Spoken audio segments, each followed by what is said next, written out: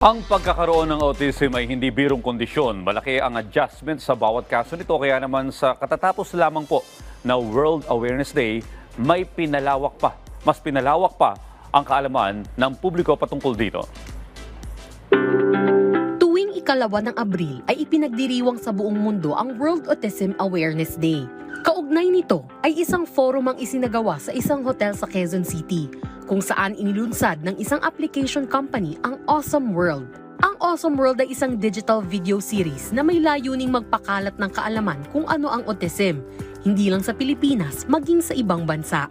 Ang nasabing event ay dinaluhan din ng mga experts at advocates.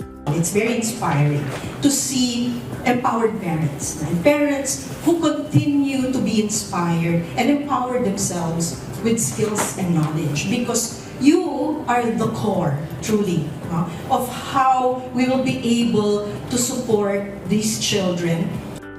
If your child is diagnosed with autism, it is okay to feel. The feeling that you feel is valid. So, ibig sabihin, okay lang na magalit tayo.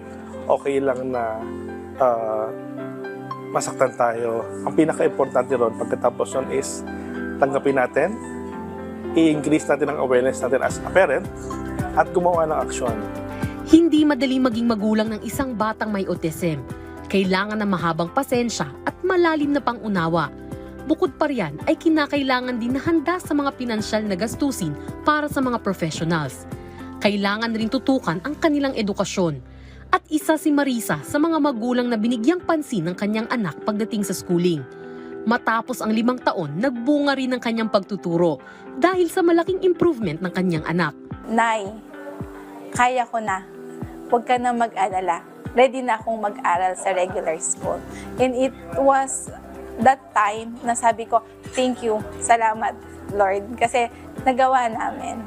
Sa pagpapatuloy ng forum, inaasahan na makakakuha ng suporta mula sa gobyerno ang mga advocates upang marinig, makita at mas mapagtuunan ng pansin ang mga may autism at ang kanilang pamilya.